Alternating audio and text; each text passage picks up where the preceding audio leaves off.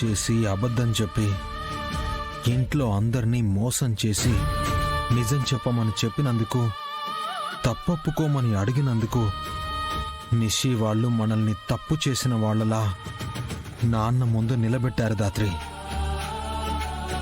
నాన్న మనసులో మన మీద ద్వేషాన్ని సృష్టించారు. అబద్ధాన్ని చూసినా నిజమని నమ్మించారు.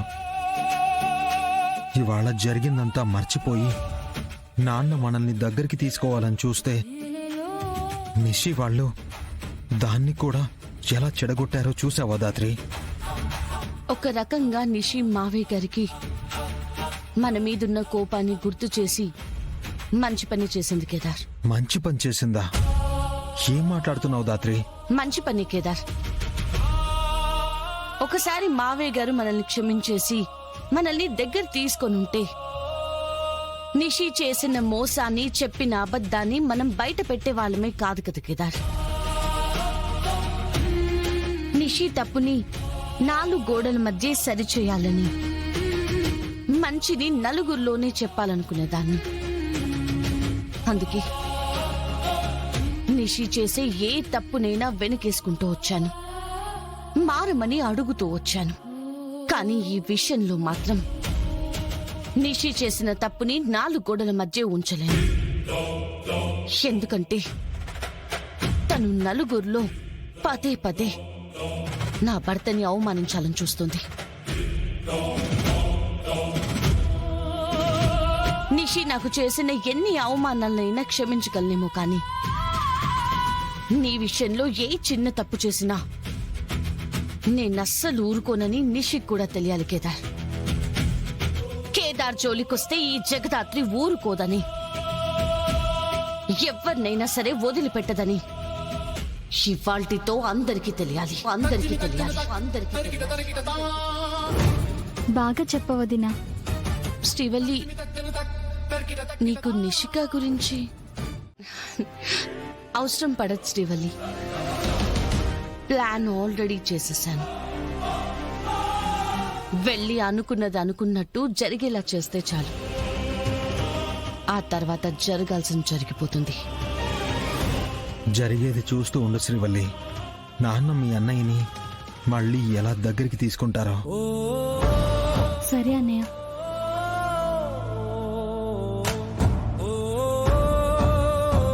చూడు ఎంత పెద్ద గాయమైందో. ఇంకోసారి ఏదైనా చేసే ముందు వెనక ఆలోచించన్నయ్యా. ఇలా దెబ్బలు తగిలించుకుంటూ ఉంటే ఎలా చెప్పు? సరే అమ్మా.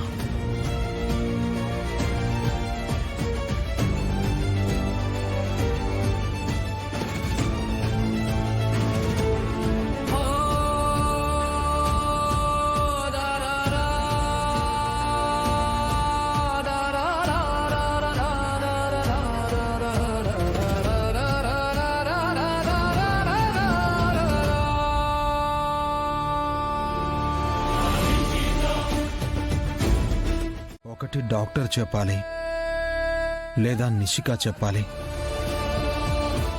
ఇద్దరూ చెప్పరు కదా దాత్రి. డాక్టరే చెప్తుంది కేదార్. మనమే చెప్పించాలి. ఎలా దాత్రి? చెప్తాను.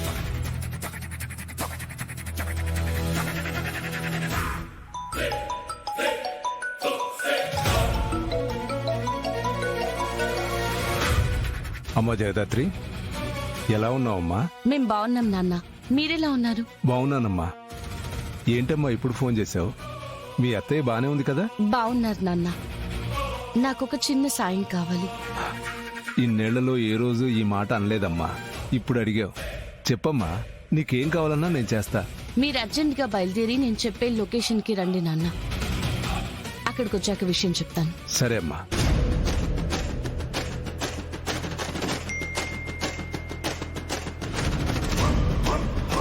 నువ్వు పెట్టింది డాక్టర్ ఇంటి లొకేషన్ కదా దాత్రి? అవును కేదార్.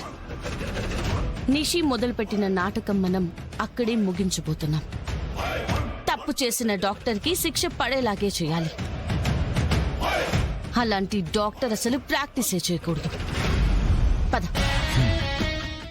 నిషికి ప్రెగ్నెన్సీ విషయంలో ట్రీట్మెంట్ ఇచ్చినా డాక్టర్ గారిల్లు నాన్న. ఆవిడిల్లా? ఆవిడింటికి ఎందుకు వచ్చావు? అసలు ఏం జరిగిందమ్మా?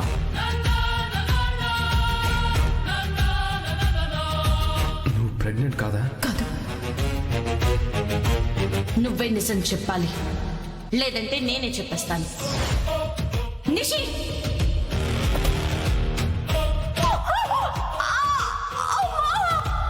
ఆభాషణ అయిపోయిండది. బిడ్డ కడుపులోనే చచ్చిపోయిండదని చెప్పు. నిషికకి అబార్షన్ జరిగింది. ఇవాళ తన కోసం తన సొంత చెల్లి కడుపులో పెరుగుతున్న బిడ్డని చంపడానికి కూడా వెనకాడని కసాయి మనిషి అని తెలుసుకున్న మావయ్య మీరు నా కంటి కనిపించకుండా ఉంటే చాలు. డాక్టర్తోనే నిజం చెప్పిద్దాం అనుకుంటే ఆవిడ చాలా తెలివిగా తప్పించుకుంది మావయ్య. మావయ్య గారు అసలు మేమే తప్పు చేయలేదని నమ్మాలంటే ఈ డాక్టర్ వచ్చి మావయ్య గారితో నిజం చెప్పడం తప్ప వేరే దారి లేదు నాన్న. చా, నిష్క ఇంత పనిచేస్తుందని నేను అనుకోలేదమ్మా. అది చేసిన తప్పుకి మీకు శిక్ష పడేలా చేసింది. ఎన్నిసార్లు చెప్పినా ఎంతగా చెప్పినా నిష్క మారదనే అర్థమైపోయిందమ్మా. ఇలా అందరి ముందు తప్పుని బయట పెడితే తప్ప ఇంకోసారి ఇలాంటి పని చేయకుండా ఉండదు. చెప్పమ్మా, నేనేం చేయాలి? ఏం లేదు నాన్న, మీరు లోపలికి వెళ్ళాక తనతో అలా చెప్పాలి అంతే. సరేనమ్మా, నేను చూసుకుంటాను.